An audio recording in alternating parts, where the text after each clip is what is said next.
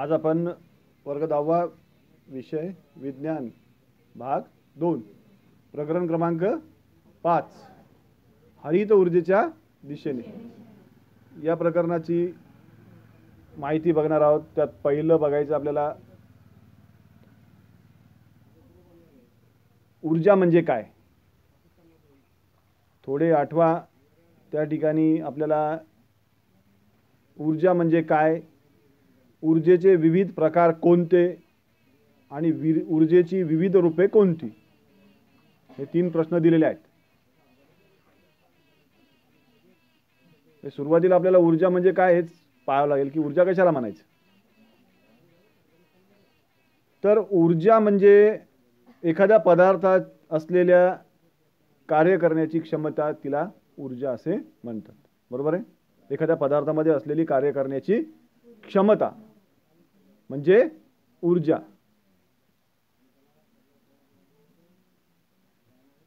त्यानंतर ऊर्जेचे विविध प्रकार कोणते, काय सांगतील आपल्याला। स्थितीज ऊर्जा आणि गतीज ऊर्जा हे ऊर्जेचे 2 प्रमुख प्रकार आहेत।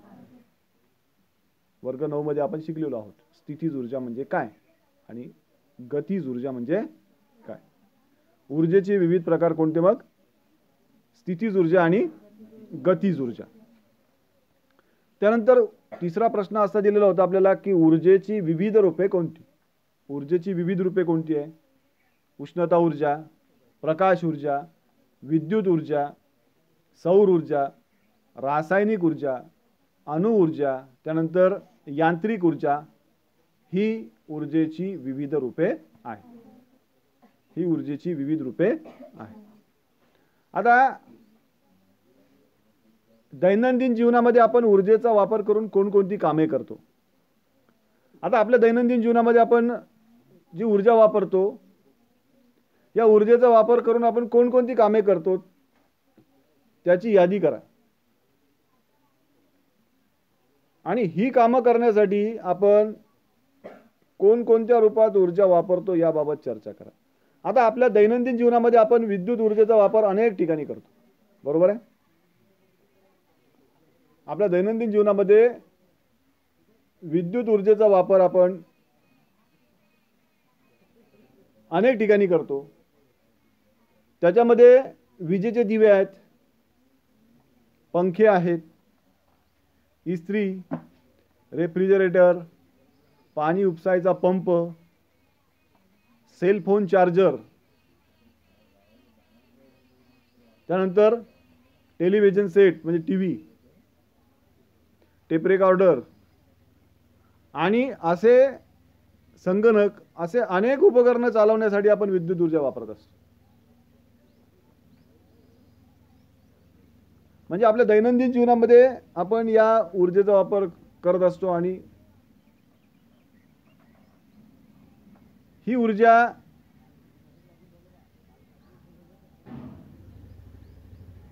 वापरली जाते। आता ऊर्जा आणि ऊर्जा वापर, आता ऊर्जा आणि ऊर्जेचा वापर कसा होतो। आता अन्न, वस्त्र, निवारा याप्रमाणेच आधुनिक संस्कृतीमध्ये ऊर्जा ही मानवाची प्राथमिक गरज बनली आहे। पूर्वी आपण शिकत आलो की आपल्या अन्न, वस्त्र आणि निवारा ह्या मूलभूत गरजा आहेत। बरोबर आहे का। परंतु आजच्या आधुनिक संस्कृतीमध्ये ऊर्जा ही मानवाची प्राथमिक गरज बनली आहे। ऊर्जा ही मानवाची प्राथमिक, आणि आपल्याला विविध कार्यासाठी ऊर्जेची विविध रूपात आवश्यकता भासते। आपण जी विविध कार्य करतो, ही विविध कार्य करण्यासाठी आपल्याला ऊर्जेची आवश्यकता भासते। म्हणजे काही ठिकाणी आपल्याला यांत्रिक ऊर्जेची, म्हणजे त्याला मेकॅनिकल एनर्जी असं म्हणतात, तिची गरज असते। काही ठिकाणी रासायनिक ऊर्जेची गरज असते, काही ठिकाणी आपल्याला रासायनिक ऊर्जेची गरज असते, काही ठिकाणी ध्वनी ऊर्जेची गरज असते। बरोबर आहे। काही ठिकाणी ध्वनी ऊर्जेची गरज असते, काही ठिकाणी प्रकाश ऊर्जेची गरज असते, तर काही ठिकाणी उष्णता ऊर्जेची गरज असते। ही विविध रूपातील ऊर्जा आपण कशी मिळवतो, ही विविध रूपातील ऊर्जा आपण कशी मिळवतो।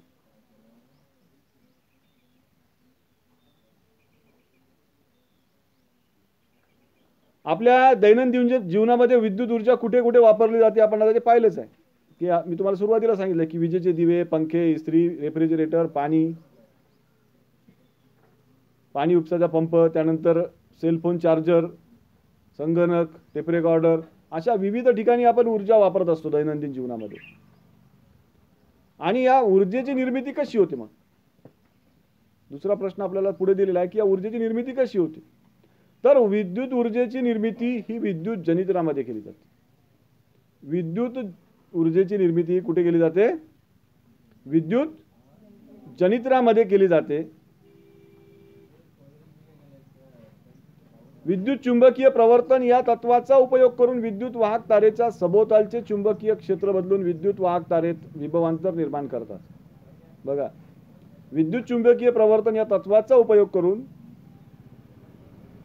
विद्युत वाहक तारेच्या सभोवतालचे चुंबकीय क्षेत्र बदलून विद्युत वाहक तारेमध्ये विभवांतर निर्माण करतात. त्यामुळे विद्युत ऊर्जेची निर्मिती होते. त्याच्यामुळे विद्युत ऊर्जेची निर्मिती होते. आता ही विद्युत ऊर्जा कशी तयार करतात? विद्युत ऊर्जा निर्मिती, त्याच्यामध्ये आपण बघू शकतो की बहुतेक विद्युत ऊर्जा निर्मिती केंद्रामध्ये विद्युत ऊर्जा तयार करण्यासाठी मायकेल फॅरेडे या शास्त्रज्ञाने शोधलेल्या विद्युत चुंबकीय प्रवर्तन या तत्वाचा उपयोग केला जातो. बहुतेक ऊर्जा निर्मिती केंद्र जी आहेत, या बहुतेक ऊर्जा निर्मिती केंद्रामध्ये मायकेल फॅरेडे याने शोधलेल्या विद्युत चुंबकीय प्रवर्तन या तत्वाचा उपयोग केला जातो.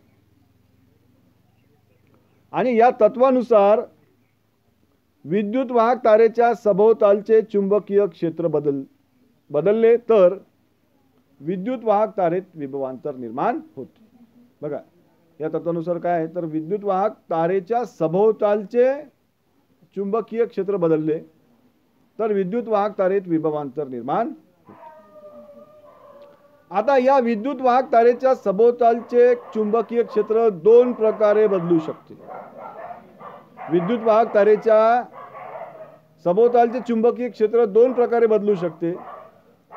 विद्युत वाहक तार स्थिर असेल व चुंबक फिरता असेल. विद्युत वाहक तार स्थिर आहे आणि चुंबक फिरत आहे. हा पहिला भाग की जेव्हा विद्युत वाहक तार स्थिर आहे आणि चुंबक फिरत आहे तर विद्युत वाहक तारेच्या सभोवतालचे चुंबकीय क्षेत्र बदलते. किंवा चुंबक स्थिर असेल आणि विद्युत वाहक तार फिरती असेल. चुंबक स्थिर आहे आणि विद्युत वाहक तार फिरती आहे. हा चुंबक आहे समजा आणि ही विद्युत वाहक तार फिरते आहे. हा दुसरा प्रकार. तरीही विद्युत वाहक तारेच्या सभोवतालचे चुंबकीय क्षेत्र बदलते. तरी सुद्धा विद्युत वाहक तारेच्या सभोवतालचे चुंबकीय क्षेत्र बदलते किंवा म्हणजेच अशा दोनही प्रकारात विद्युत वाहक तारेत विभवांतर निर्माण होऊ शकते. आता आपण जर आकृती बघा, पुढच्या पानावरती आपल्याला आकृती दिलेली आहे. या आकृतीमध्ये 5.1 मध्ये बघा, या तत्वावर आधारित विद्युत निर्मिती करणाऱ्या यंत्राला जनित्र असं म्हणतात. हे जे तत्व आहे, या तत्वावर आधारित विद्युत निर्मिती करणाऱ्या यंत्राला जनित्र असं म्हणतात. इलेक्ट्रिक जनरेटर त्याला म्हटलं जातं. त्याला काय म्हणतात? Electric generator. आणि विद्युत निर्मिती केंद्रामध्ये अशा प्रकारची मोठी जनित्रे वापरली जातात. जे विद्युत निर्मिती केंद्र असतात, या विद्युत निर्मिती केंद्रामध्ये अशी मोठी जनित्रे वापरली जातात आणि जनित्रातील चुंबकाला फिरवण्यासाठी टर्बाइन, त्यालाच झोत यंत्र असं म्हणतात, हे वापरलं जातं. बघा, विद्युत निर्मिती केंद्र जे असतात, या विद्युत निर्मिती केंद्रामध्ये अशा प्रकारची मोठी जनित्रे वापरली जातात आणि ज्या जनित्रातील चुंबकाला फिरवण्यासाठी टर्बाइन वापरले जाते. आता या टर्बाइनची जी पाती असतात, या टर्बाइनच्या पात्यावरती आकृती बघा 5.2 मध्ये वाफेवर चालणारा टर्बाइन आहे. या टर्बाइनच्या पात्यावरती द्रव अथवा वायूचा झोत टाकल्यास, या आकृतीमध्ये बघा आपल्याला या ठिकाणी या टर्बाईनच्या पात्यावरती उच्च वेगाने बाहेर पडणारी पाण्याची वाफ आहे, दिसते का त्या ठिकाणी तुम्हाला? आता या ठिकाणी द्रव अथवा वायुरूप पदार्थ वायूचा झोत टाकल्यास त्या झोतातील गतीज ऊर्जेमुळे टर्बाईनची पाती फिरू लागतात. हे टर्बाईन फिरायला लागते.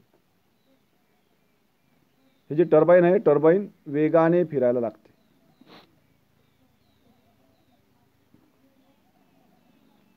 या टर्बाईनची पाती फिरू लागतात आणि हे टर्बाईन विद्युत जनरेटरला जोडलेले असते. हे जे टर्बाईन असते, हे टर्बाईन विद्युत जनरेटरला जोडले जाते. याच्यामुळे काय होते? याच्यामुळे जनरेटरातील चुंबक फिरू लागते.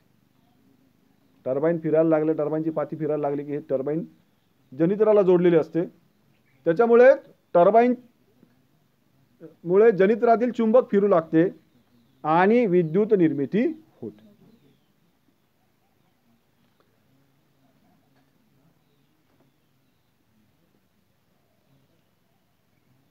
म्हणजेच काय? विद्युत ऊर्जा निर्मिती ही पद्धत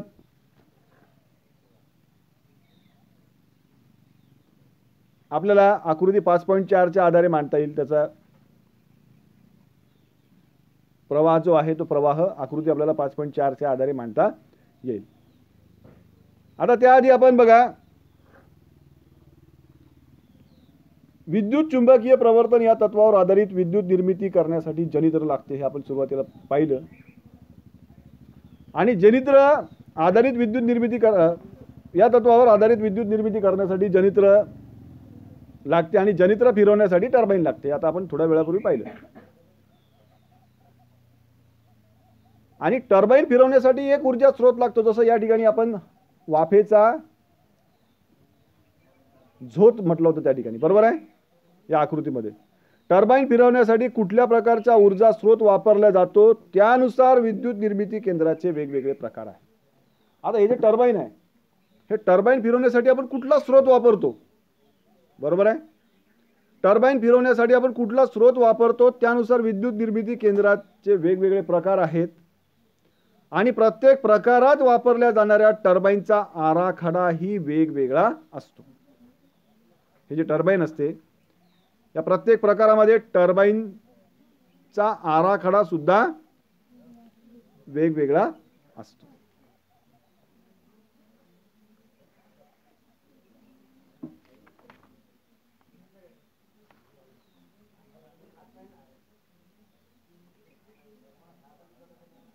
आता औष्णिक ऊर्जेवर आधारित विद्युत ऊर्जा निर्मिती केंद्र, औष्णिक विद्युत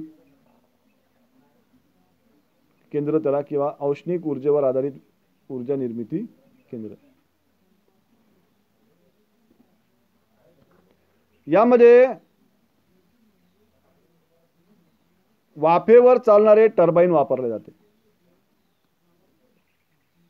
याच्यामध्ये वाफेवर चालणारे टर्बाईन वापरले जाते.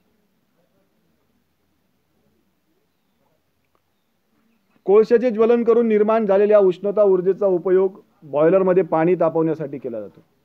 या ठिकाणी कोळशाचं ज्वलन करून निर्माण झालेल्या उष्णता ऊर्जेचा उपयोग बॉयलरमध्ये पाणी तापवण्यासाठी केला जातो आणि या पाण्याचे रूपांतर उच्च तापमानाच्या आणि उच्च दाबाच्या वाफेमध्ये होते. हे जे पाणी आहे, तापवलेलं पाणी, या तापवलेल्या पाण्याचं रूपांतर उच्च तापमानाच्या आणि उच्च दाबाच्या वाफेत होते. या वाफेच्या शक्तीने टर्बाईन फिरते. ही जी वाफेची शक्ती आहे, या वाफेच्या शक्तीने टर्बाईन फिरते. त्यामुळे टर्बाईनला जोडलेले जनरेटर फिरून विद्युत निर्मिती होते. त्यामुळे टर्बाईनला जोडलेले जनरेटर फिरून विद्युत निर्मिती होते. याच वाफेचे रूपांतर पुन्हा पाण्यामध्ये करून ते बॉयलरकडे पाठवले जाते. ही जी वाफ आहे, याच वाफेचे रूपांतर करून पुन्हा पाण्यात करून ते पुन्हा बॉयलरकडे पाठवले जाते आणि ही रचना प्रवाह आपल्याला 5.5 मध्ये दाखवलेली बघा. या ठिकाणी इंधन कोणतं वापरलेलं आहे? या ठिकाणी इंधन कोळसा आहे, बरोबर आहे. इंधन हा कोळसा वापरलेला आहे. या कोळशापासून पाण्याची वाफ तयार केली जाते. या कोळशापासून पाणी तापवलं जातं. पाण्यापासून वाफेच्या निर्मितीसाठीचं हे बॉयलर आहे.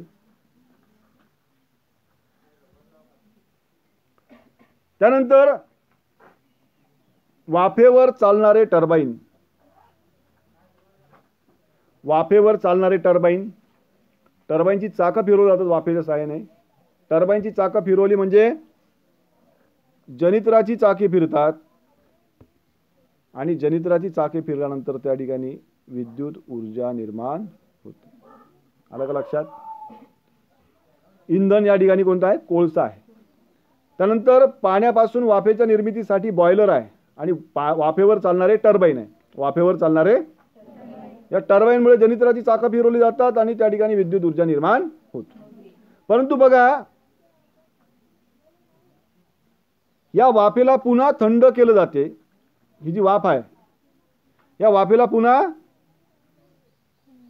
थंड केलं जातं. वाफेचे रूपांतर पुन्हा पाण्यात करण्यासाठीची यंत्रणा या ठिकाणी आहे. वाफेचे रूपांतर पुन्हा पाण्यात करण्यासाठीची यंत्रणा आहे आणि परत त्या पाण्याला बॉयलरमध्ये नेऊन सोडलं जाते. परत त्याचा पुनर्वापर त्या ठिकाणी करता येतो. म्हणजे औष्णिक ऊर्जेवर आधारित विद्युत ऊर्जा निर्मिती केंद्राची प्रवाह आकृती ही आहे. ही आपण काय पाहिली? प्रवाह आकृती. आता विद्युत निर्मिती करण्यासाठी उष्णता ऊर्जा किंवा उष्णता ऊर्जेचा इथे वापर होत असल्याने अशा विद्युत निर्मिती केंद्राला औष्णिक विद्युत केंद्र असे ही म्हटले जाते. कारण या ठिकाणी मूलतः कशाचा वापर केला जातो? उष्णता ऊर्जेचा वापर केला जातो. या ठिकाणी कशाचा वापर केला जातो? उष्णता ऊर्जेचा वापर केला जातो आणि उष्णता ऊर्जेचा वापर केल्यामुळे अशा विद्युत निर्मिती केंद्राला औष्णिक विद्युत केंद्र असे सुद्धा म्हटलं जातं. अशा विद्युत निर्मिती केंद्राला काय म्हटलं जातं? औष्णिक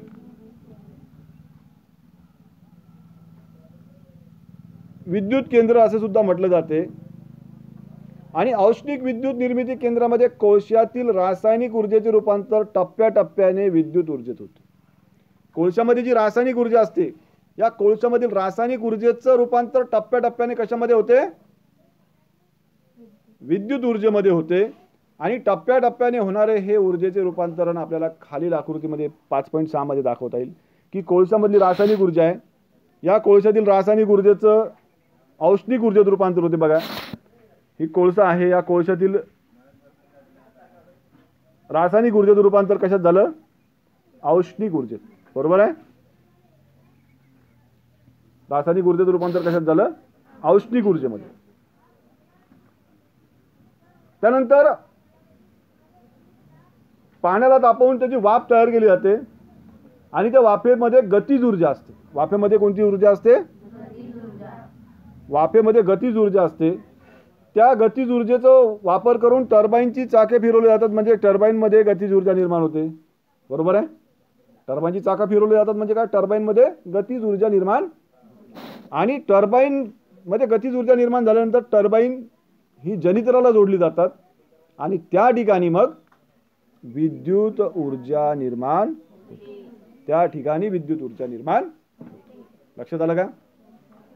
हा औष्णिक विद्युत निर्मिती केंद्रातील ऊर्जा रूपांतरण हे काय आहे? औष्णिक विद्युत निर्मिती केंद्रामधील ऊर्जा रूपांतरण. आता या ठिकाणी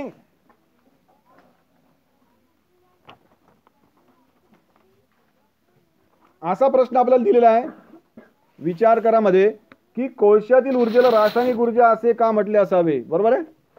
कोळशातील ऊर्जेला रासायनिक ऊर्जा असे का म्हटले असावे? तर कोळशाच्या रेणूमध्ये रासायनिक बंध तयार झालेले असतात. हा जो कोळसा असतो या कोळशाच्या अणुरेणूमध्ये रासायनिक बंध तयार झालेले असतात आणि या बंधात रासायनिक ऊर्जा साठवलेली असते. हे लक्षात ठेवा. कोळशातील ऊर्जेला रासायनिक ऊर्जा का म्हटले जाते? तर कोळशाच्या अणुरेणूमध्ये रासायनिक बंध तयार झालेले असतात आणि या बंधातील या बंधामध्ये रासायनिक ऊर्जा साठवलेली असते. ज्यावेळी कोळसा जाळला जातो तेव्हा ही ऊर्जा मुक्त होते. ज्या वेळेस आपण कोळसा जाळतो, कोळसा जाळल्यानंतर ही ऊर्जा मुक्त होते आणि औष्णिक ऊर्जेच्या रूपात ही रासायनिक ऊर्जा रूपांतरित होते. लक्षात आलं का? दुसरा प्रश्न असा दिलेला आहे की टर्बाइन फिरवण्यासाठी वाफच का वापरतात? टर्बाइन फिरवण्यासाठी वाफच का वापरतात? तर पाणी जसे जसे तापवले जाते तशी त्याची उष्ण वाफ तयार होते आणि या उच्च वेगाने बाहेर पडणाऱ्या वाफेमुळे जनरेटरातील टर्बाइन फिरवली जातात. ही उच्च वेगाने वाफ बाहेर पडते आणि या वाफेमुळे ते वाफेला गतिज ऊर्जा निर्माण होते आणि वाफेमध्ये गतिज ऊर्जा निर्माण झाल्यानंतर त्या टर्बाइनची चाकं फिरवली जातात आणि टर्बाइन फिरताना याच वाफेचे पुन्हा संगणन होते आणि तिचं परत पाणी तयार होते. वाफेला थंड केल्यानंतर पाण्यात रूपांतर होते की नाही? टर्बाइन मध्ये असणारी जादा उष्णता पुन्हा या पाण्याची वाफ बनवते आणि अशा रीतीने टर्बाइन फिरवण्या परिणामकारकरित्या फिरतो. म्हणून टर्बाइन फिरवण्यासाठी वाफच वापरतात. आलं का लक्षात? आता औष्णिक विद्युत निर्मिती केंद्राचा आराखडा बघा. औष्णिक विद्युत निर्मिती केंद्र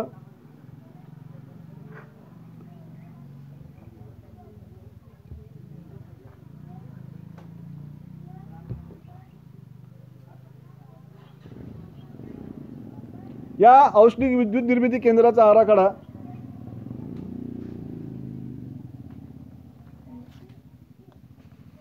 औष्णिक विद्युत निर्मिती केंद्राची रचना समजून घेताना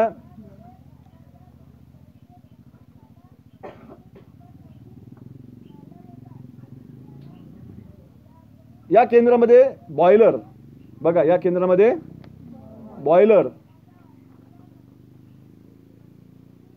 टर्बाइन, जनित्र, संगणन यंत्र याची रचना आपल्याला दिसून येते. बघा यामध्ये बॉयलर आहे. हा या ठिकाणी बॉयलर आहे. या ठिकाणी पाणी गरम केलं जाते.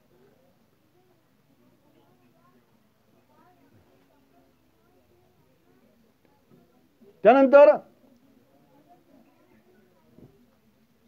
टर्बाइन, हा या ठिकाणी टर्बाइन आहे. तप्त वाफेचा झोत यावर सोडल्यानंतर या टर्बाइनची चाकं फिरतात आणि त्याच्याच पुढे जर आपण गेलो तर आपल्याला या ठिकाणी जनित्र दिसते का? या टर्बाइनला जनित्र जोडलेलं आहे. बघा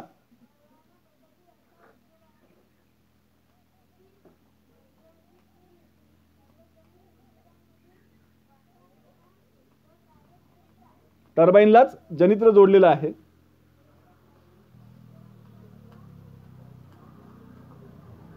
त्यानंतर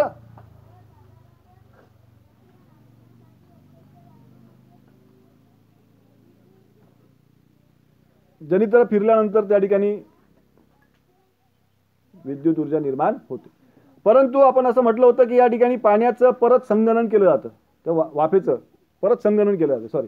वाफेचं पुन्हा संगणन केलं जातं. या ठिकाणी संगणन करणारा हा भाग आहे. या ठिकाणी त्या वाफेचं संगणन केलं जातं.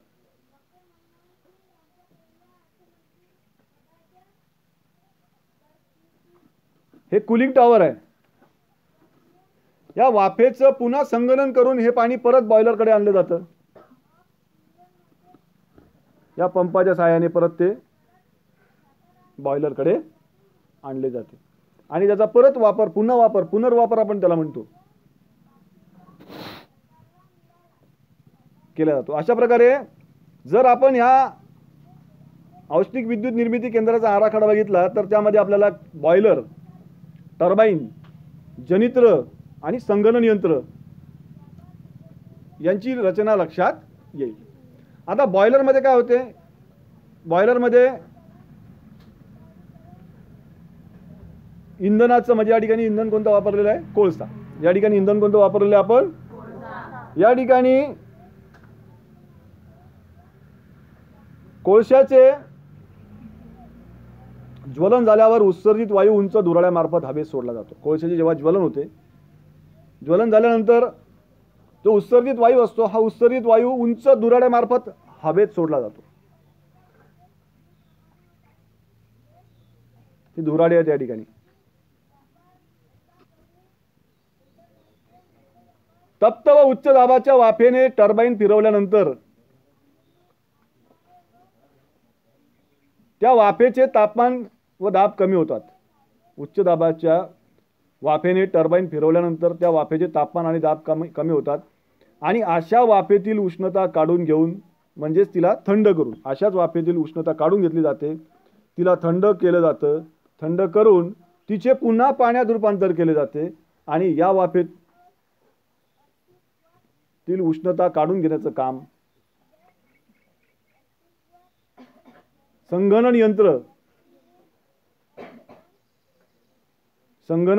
यंत्र, कूलिंग टॉवर, या भागामध्ये कूलिंग टॉवर मधील पाण्याद्वारे केले जाते आणि कूलिंग टॉवर मधील पाणी संगणन यंत्रातून फिरवले जाते. या कूलिंग टॉवर मधलं जे पाणी आहे ते पाणी संगणन यंत्रातून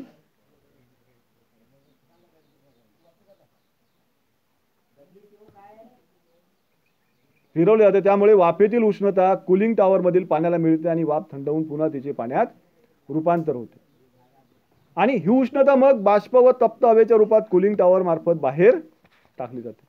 ही जी उष्णता आहे, ही उष्णता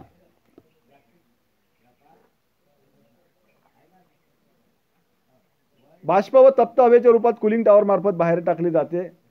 औष्णिक विद्युत निर्मिती हा जरी विद्युत निर्मितीचा मोठ्या प्रमाणात वापरला जाणारा मार्ग असला तरी अशा प्रकारच्या विद्युत निर्मितीमुळे काही समस्या सुद्धा निर्माण होतात. काही समस्या सुद्धा आहेत त्या पण आपण बघणार आहोत. आता पहिली समस्या आहे,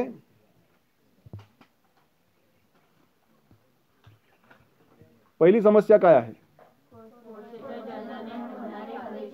कोळशाच्या ज्वलनाने होणारे हवेचे प्रदूषण. आता कोळशाच्या ज्वलनाने कार्बन डायऑक्साईड आणि सल्फर डायऑक्साईड, नायट्रोजन ऑक्साईड यासारखे आरोग्यास घातक वायू वातावरणात उत्सर्जित होतात. ही पहिली समस्या. कोळशाच्या ज्वलनाने होणारे हवेचे प्रदूषण, त्यात कोळशाच्या ज्वलनाने carbon dioxide, sulphur dioxide, nitrogen oxide यासारखे आरोग्यास घातक वायू उत्सर्जित होतात. कोणता पहिला? कार्बन डायऑक्साईड, बरोबर आहे. नंतर सल्फर ऑक्साईड आणि नायट्रोजन ऑक्साईड यासारखे आरोग्यास घातक असे वायू त्या ठिकाणी बाहेर पडतात, उत्सर्जित होतात. नंबर 2, कोळशाच्या ज्वलनाने उत्सर्जित वायूसह इंधनाचे सूक्ष्म कण सुद्धा वातावरणामध्ये सोडले जातात. म्हणजे बघा, कोळशाच्या ज्वलनाने उत्सर्जित वायू तर बाहेर पडतातच, परंतु त्यामुळे इंधनाचे सूक्ष्म कण सुद्धा वातावरणामध्ये सोडले जातात. यामुळे श्वसन संस्थेचे गंभीर विकार उद्भवू शकतात. बरोबर आहे का नाही? यामुळे श्वसन संस्थेचे गंभीर विकार उद्भवू शकतात. त्यानंतर तिसरा आहे, यामध्ये वापरले जाणारे इंधन, अर्थात काय आहे, कोणते इंधन आहे ते? कोणतं इंधन आहे? कोळसा. याचे साठे भूगर्भामध्ये मर्यादित आहेत. याचे जे साठे आहेत हे साठे भूगर्भामध्ये मर्यादित आहेत आणि त्यामुळे भविष्य काळामध्ये विद्युत निर्मितीसाठी कोळशाच्या उपलब्धतेवरती मर्यादा येते. हे त्याच्या समस्या. अशा प्रकारे आपण औष्णिक विद्युत निर्मिती केंद्र किंवा औष्णिक वीज निर्मिती कशा प्रकारे केली जाते त्याची माहिती घेतली.